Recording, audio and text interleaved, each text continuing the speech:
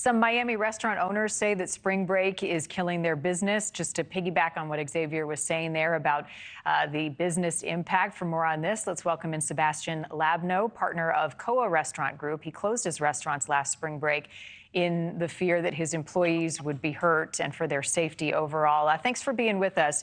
Tell me about your experience over the last few years as a restaurant owner. How bad has it gotten?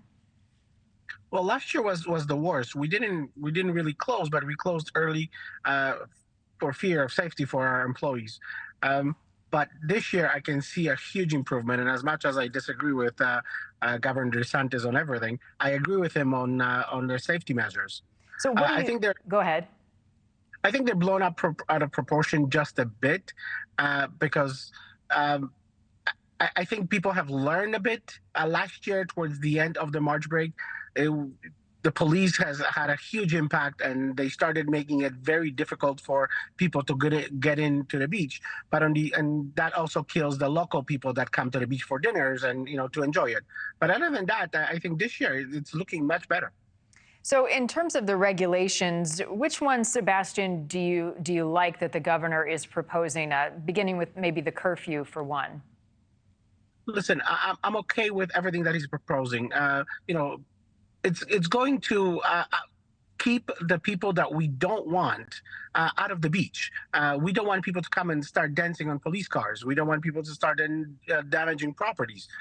There's a lot of people that come for spring breaks, parents with kids, and what they see, it's crazy. And, we're going to lose that kind of tourist, which we don't want. These are good tourists. They want to come here and they want to have fun with their kids and show them what kind of spring break is all about. But then you have the crowds that are just here for wrong reasons, and those are the people we don't want. And hopefully those will be deterred from paying the $100 parking fees or afraid of getting through the police checkpoints because they have bad intentions. So what precautions are you taking this year, given that there will be more regulations in place to get you and your staff ready at your restaurants?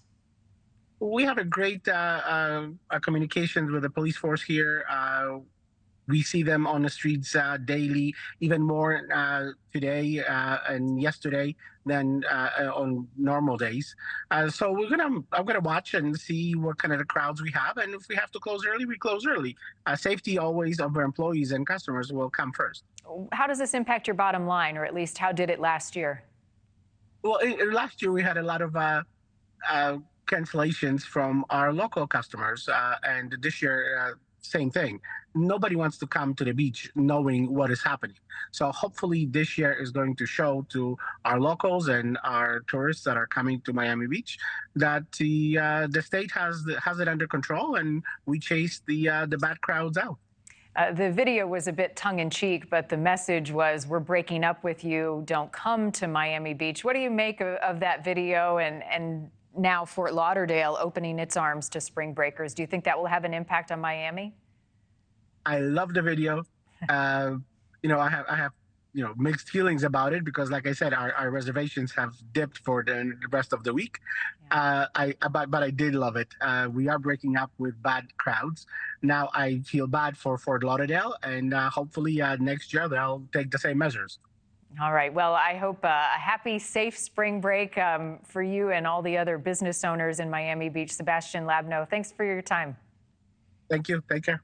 Thank you for watching. Go to newsnationnow.com to find NewsNation on your television provider. And don't forget to click the red subscribe button below to get more of NewsNation's fact-driven, unbiased coverage.